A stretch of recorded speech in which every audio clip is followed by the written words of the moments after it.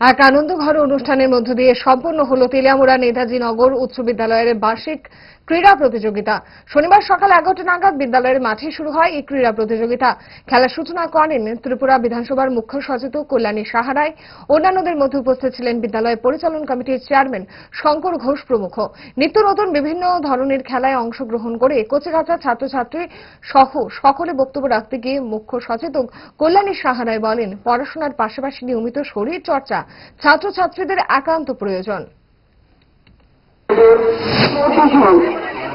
আমাদের যে 21শে জুন আমাদের আন্তর্জাতিক যোগা দিবস, যে যোগা এক সময় ভারতবর্ষের সাধু সন্তরা করতেন, আজকে সেই যোগা দেশের প্রধানমন্ত্রী আন্তর্জাতিক পর্যায়ে নিয়ে গেছেন।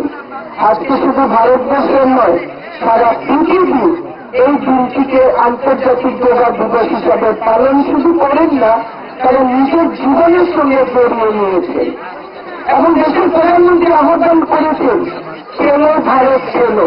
এবং আমাদের রাজ্যের মাননীয় মুখ্যমন্ত্রী প্রফেসর ডক্টর মানিক সাহার নেতৃত্বে যে বিকাশমুখী সরকার চলছে, তারই স্লোগান খেলো ত্রিপুরা খেলো।